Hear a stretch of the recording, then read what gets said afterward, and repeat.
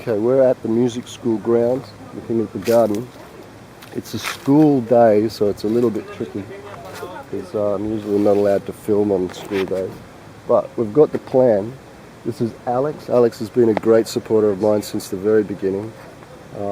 Like, when I first got some bad news in the newspaper, somebody just knee-jerked and goes, oh, you know, who is this Kerry Forides? Is he a Trojan horse? Blah, blah, blah. Alex came and interviewed me and checked me out and has been, like, following ever since and supporting map. This dot indicates finished. This dot indicates next stage. We are here at this point, which is number 9. That says the water tank. That's all in Greek, which I've translated. Where this car is a water tank going. It's 5,500 litres. The yellow marker on that pole, up in the top and the bottom, are the high and low water level lines. The roof line here is going to supply the water to the tank. So when it rains, that will run on a pipe, run straight across here into the top of the tank, and that's the high water mark. The low water mark is the indicator where we can water the top of the gardens. So if the water level gets below that, we can't water from natural sources. Then we have to use the tap, which we've put in. To give us a guide, the geodesic dome, number 8, is here. In front of it are 3 hugel beds. These are these really large raised mounds. From here we've got keyhole gardens and the herb spiral. That's that dude there. Under the pergola, where the 6 posts are, that's going to be growing summer shade. Squash, pumpkin, ones when they hang on scents. Designed as a fairly full permaculture setup. Due to limitations, no animals, no vines, because the grapes will bring in wasps, which might sting the children. There's going to be no grapes. I got 16 different varieties of grapes, 114 actual grape cuttings ready to plant, but I've given those to someone else because they're not allowed on the school. But in this top section, we're going to put water. And the swale line is this. That is the line that goes from a post behind this tree or behind the blue tarpaulin, and it runs all the way down to the school there. We can't really see it here, but it's a 35-metre swale for growing trees. Behind that, down the bottom, the very bottom corner of the property, we put in chickens. Have a chicken run that comes all the way up to here, and ducks and geese. We have a pond that they're in, and then when they poo in the pond, the nutrients can be gravity fed through the entire garden system. Kalimera. Kalimera. Τι κάνεις? Good. You are leaving? Yeah, I'm leaving. Why? To where? He's going to Athens. He's staying. For my children. This is the place? Yeah, this is it. One member of the community, of the municipality from here, from Katomeri, coming down. Nice. Δηλαδή έχει διαμορφώσει τον κήπο έτσι ώστε να μην χρειάζεται ιδιαίτερη φροντίδα και το νερό ανακυκλώνεται, κάτω θα έχει κότες και πάπιες οι οποίες θα καθαρίζουν τις βατσουνιές και θα κοπρίζουν και το έδαφος. Δηλαδή η ιδέα είναι όλο αυτό το πράγμα να γίνει ένα κλειστό σύστημα το οποίο θα λειτουργεί από μόνο του. 1,500 square meters. We've developed half of it at this point. Just stop here. Have you heard of edge effect? Edge effect. See the tree and the thingy around it, and then Yes. the road. Yeah. The edge between the barrier, like a footpath Yes. or a median strip or something to your lawn, that edge slows the wind down. It then nutrients, it drops seed, moisture gathers off the solid bits and then collects, and they're high growth areas. This is a herb spiral. This is designed to maximize edge effects.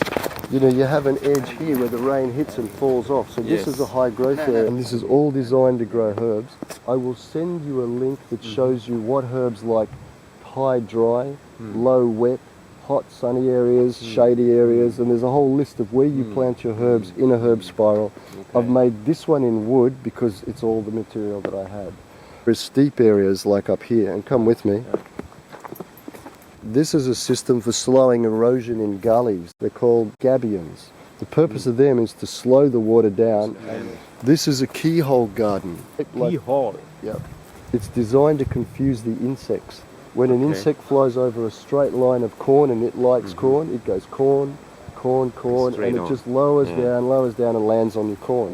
Hugel bed, meaning it's full of logs that decompose. Those decomposing logs fertilize the ground. In this case, I would estimate for 5 years. In those cases, 20 years. 20 years? Yeah, because the logs will rot.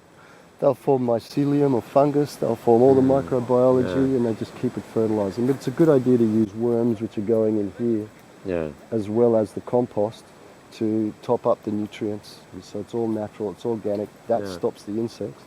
This stops the weeds. It doesn't completely stop them. The hay and straw traps in moisture, and it leaves your microbiology alive.